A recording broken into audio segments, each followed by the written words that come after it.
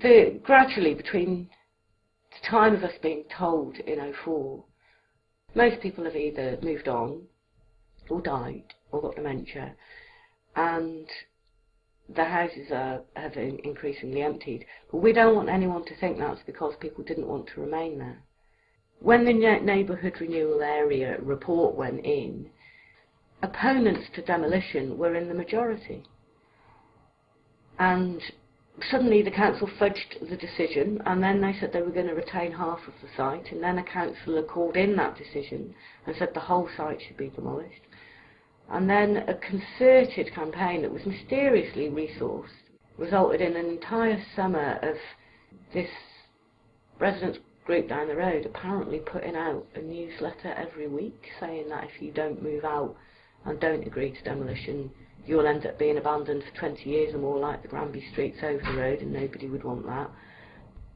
Posters saying demolish appeared pasted up on the building, and then some of the people that didn't want the houses demolished went round with paint scrapers trying to scrape them off, and then got accused of graffiti in the buildings themselves. And there was a sort of very toxic situation developed between these two sectors. There was a sort of the very, very direct campaigning against me in particular.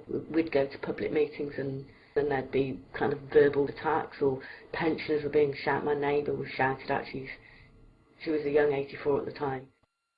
This isn't unusual in democracies or in housing. In fact, it's very common in housing, where there's a call for public opinion, the public deliver their verdict, and if the council don't like what the verdict is, they rerun the vote until they get what they want.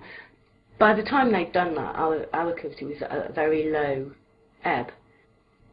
So the plan went back to full demolition, and that permission was given theoretically to issue compulsory purchase orders in September '05. Right. It is now December '09, and the CPO has not been used.